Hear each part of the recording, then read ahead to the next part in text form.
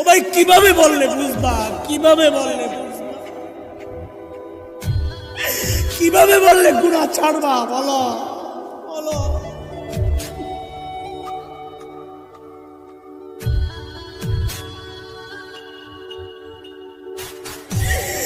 সন্তান চলতেছে জাহান্নামের দিকে, বিবি চলতেছে জাহান্নামের দিকে, আমি চলতেছি জাহান্নামের দিকে, অথচ মালিক ডাকতেছেন, আয় শোন না শোন না শোন, ওয়াল তানজুর নাফসুম মা কদ্দামাত লিগাদ। আমার সামনে তোকে দাঁড়াইতে হবে, দাঁড়াইতে হবে, দাঁড়াইতে হবে।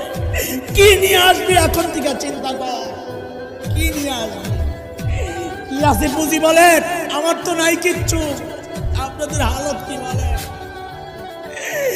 এই তো চিন্তা করলে অস্থির হয়ে যায়। হায় হায়, যৌবনের 32টা বছর কোন কামে ব্যয় করলাম। প্রতিদিন যদি একবার করে সুবহানাল্লাহ পড়তাম, আমল নামায় কতগুলা সুবহানাল্লাহ জমা হইতো। প্রত্যেক দিন যদি 2 রাকাত নফল নামাজ পড়তাম, আমল নামায় কতগুলা নফল নামাজ